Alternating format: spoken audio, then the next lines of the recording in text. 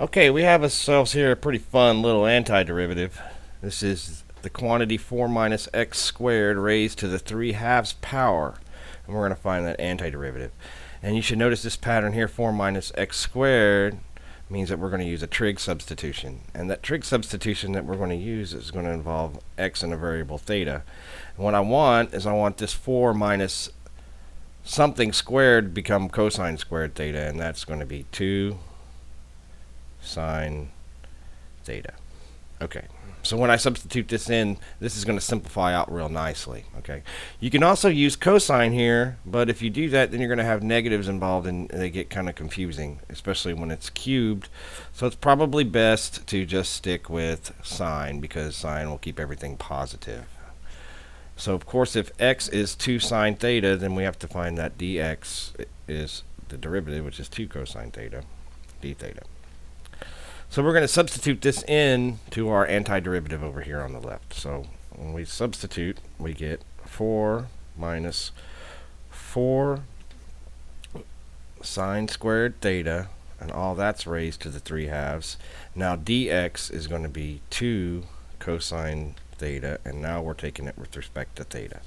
Okay, so that's our first step. Now we can simplify this a little bit. And the first thing I'm going to kind of do in one step is to factor a 4 out. Okay, but remember, all this is under this 3 halves, so really what I'm going to factor out is 4 to the 3 halves. And 4 to the 3 halves is 8. Okay, so there's going to be an 8 outside, and then I'm going to go ahead and skip an 8 times 2 is going to give us 16. So that's going to simplify that out a little bit, and then we'll have 1 minus sine squared theta to the 3 halves cosine theta d theta. Okay, and trig Pythagorean theorem, you should know that 1 minus sine squared theta is cosine squared theta. So if this in here becomes cosine squared theta, the square root of cosine squared theta is cosine theta. So then I'll have cosine cubed theta. Okay, cosine cubed theta. So if this becomes cosine cubed theta and I multiply it by cosine theta, we'll have 16 times the antiderivative of cosine to the 4th theta d theta. Okay. Now we're going to use some trig identities. This should be like another substitution that you just recently learned, so that we can get this cosine to the 4th out. Or you could use a table, but well, what's the point of using a table if we're going to learn how to integrate this stuff by hand anyway? So this is going to be 16 times the integral of, I'm going to make this cosine squared theta times cosine squared theta d theta.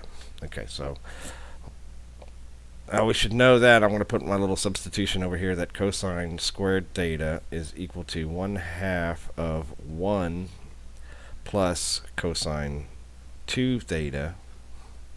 Okay, so each of these is going to be a 1/2 in here. Okay, so both of these are going to get a 1/2. 1/2 times 1/2 is 1/4. That means this 16 becomes a 4, because 16 divided by 4 is 4.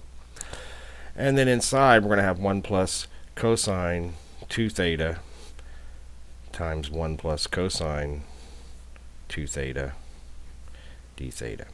Okay, now we'll go back to algebra. We're going to FOIL this. This becomes 4 times the integral of, or the antiderivative of, 1. 1 times 1 is 1. And then the outside is just cosine theta, cosine 2 theta. So we'll have plus 2 cosine 2 theta. And let me go ahead and put this in parentheses. Plus cosine squared 2 theta d theta.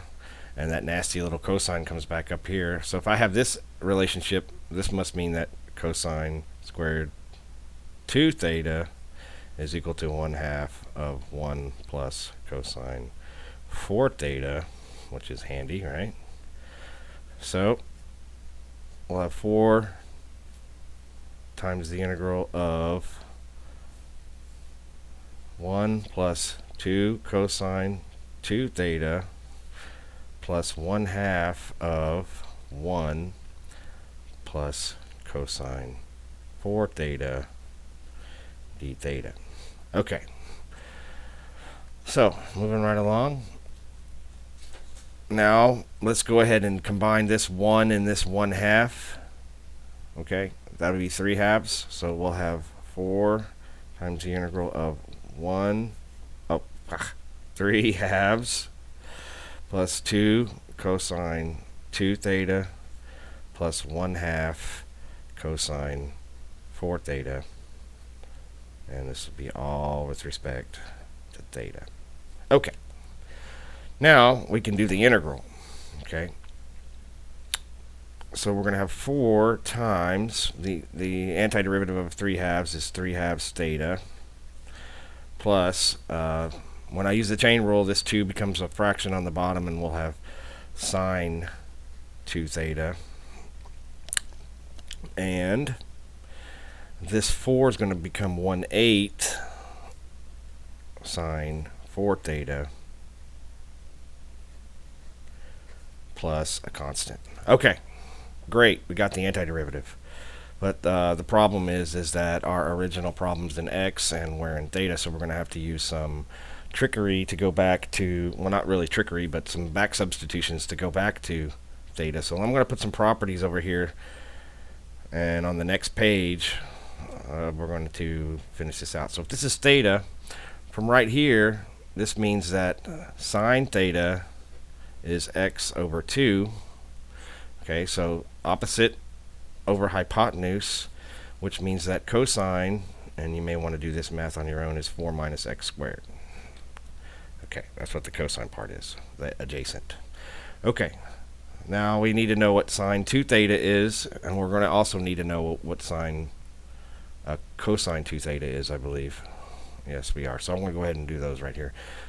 This identity is one that you may know. Sine 2 theta is equal to 2 cosine theta sine theta. And the reason why we're doing this is because when we go back, we can't use sine 2 theta because I don't know what sine 2 theta is. I know what sine theta is, or cosine theta is. I can find that from here. Okay, so that's why we need this identity. And we also have a 4 theta.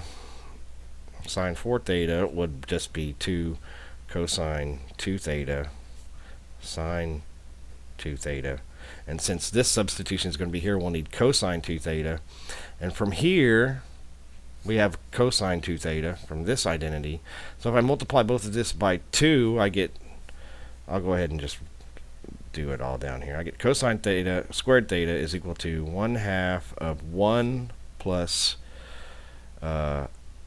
cosine 2 theta. Right, that's our identity. Multiply both sides by 2 gives me 2 cosine squared theta is equal to 1 plus cosine 2 theta. So using algebra to solve for cosine 2 theta, I can see that cosine 2 theta is equal to 2 cosine squared theta minus 1. So these are the properties that we're going to use. Now there's other ones that you can use for cosine 2 theta. I just integrated. You could also use sine squared theta, and there's also one with sine squared and cosine squared theta, but I think that this is the best way to do it. Either of the identities with cosine 2 theta, you're going to get the correct answer. Okay, so I'm going to switch pages here and scroll up, so hopefully we can still see what's going on here. Okay. Alright, so I'm just going to recopy what we had before. We have 4 times 3/2 theta plus sine 2 theta plus 1/8 sine 4 theta. All that plus a constant. Okay. Now, so we gave in the other previous page, we're still going to have, I'm going to go ahead and distribute this 4 just to make things a little bit easier. This is going to be 6 theta. 4 times 3/2 is 6 theta plus 4 sine 2 theta plus 1/2 sine 4 theta. Okay, plus a constant. Okay, so let's get rid of these. Let's use this first one, that sine 2 theta is 2 cosine. Okay, so this is 6 theta plus 4 times 2 times cosine theta times sine theta. Okay, so all I did was replace sine 2 theta with this.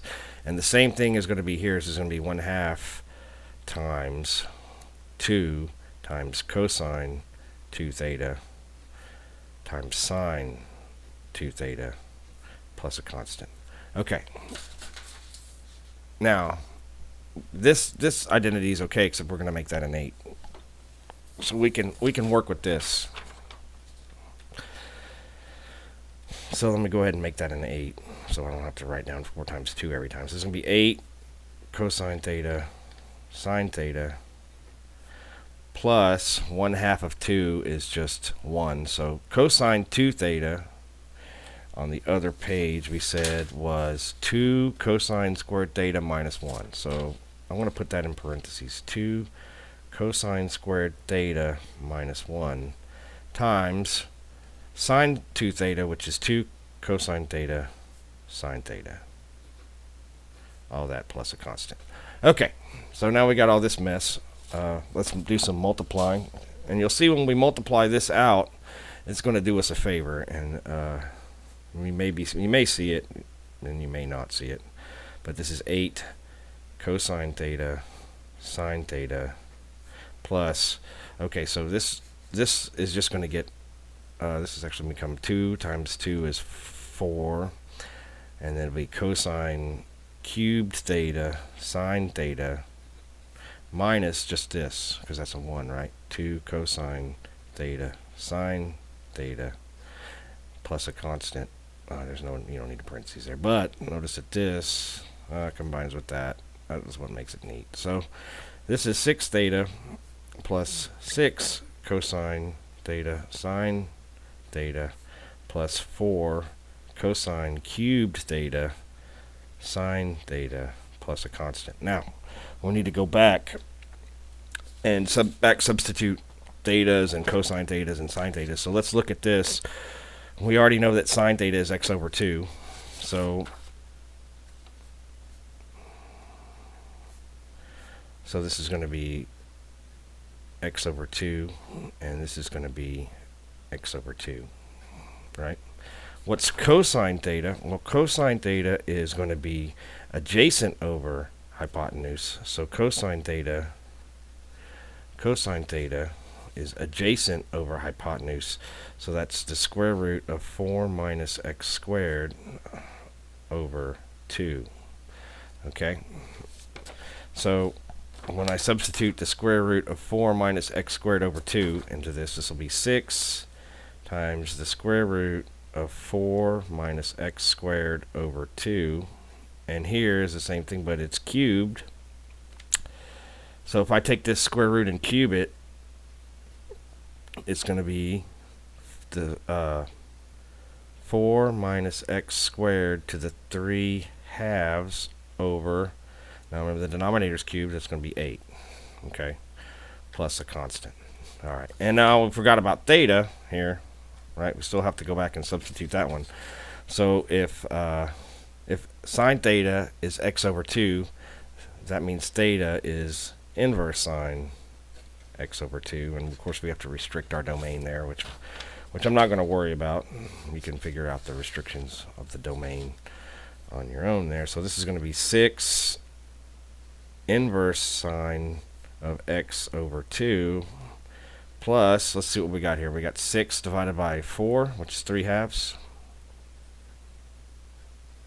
x times the square root of 4 minus x squared plus, we have 4 over 16, which is 1/4, x times 4 minus x squared to the 3 halves plus a constant. So there's our answer right there. Thanks for your time.